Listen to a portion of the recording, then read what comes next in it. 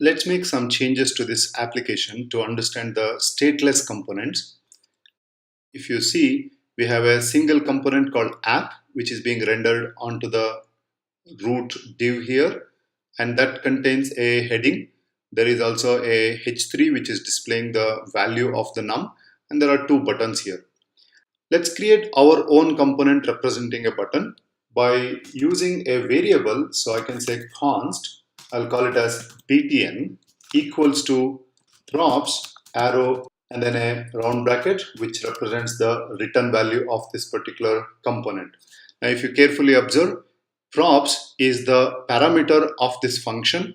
This is the return value of the function, and the return value is going to be a simple button slash button like this, which consists of a caption called increment or decrement, and also should invoke a function called increment or decrement with a value of 1. So in other words, I would be expecting some props from here. Let's assume that props consist of something called caption. So I'm going to type here props dot caption. Also, when you click on this button, it should invoke a function, and let's call this as onClick equals to, let's assume that props comes with a function called handler. Save this. Now how do I use this particular btn? It's very simple.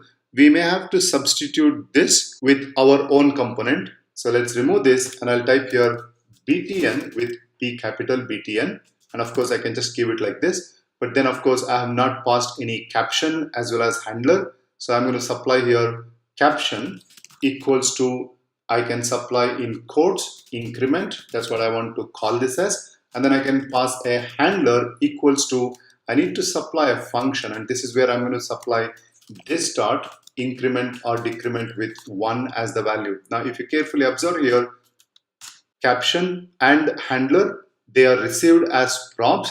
So props.handler, which is this entire anonymous function, is now assigned to the onClick of this particular button.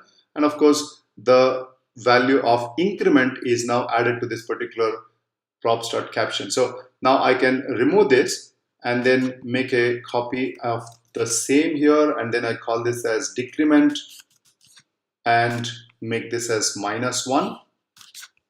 Save this. If I go back to the browser, I see an error. B capital button is not defined. It's assuming that capital B is a component. I wanted this to be an HTML tag, so you use a small letter and the error should be now gone. And you can see that there are two buttons. The button has increment and decrement over here. The CSS class name is not applied because I didn't supply from here nor defined over here. I can always type class name equals to and then type btn-primary. Save this, come back here, and I should see the increment and decrement buttons are there. Do they work? If I click on this, you can see it's working. If I click on this, and that's probably because I have given a wrong value here. I should say -1. Save this, go back to the browser, and I increment as well as decrement, and all of them are working just fine.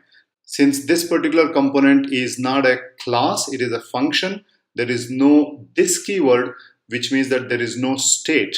So state can only be part of a component if it is defined as a class and not as a function. Now if you also want to further simplify, you can get rid of this props here and then use a curly bracket and say, give me the caption and the handler, so that I don't need this props dot to be used at all. Save this, go back to the browser.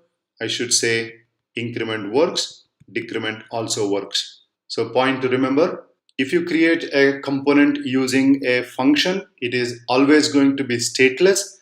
It will only receive data from another component in the form of props, and it cannot define any state. And if you want state, it has to be defined as a class-based component by inheriting a class called component.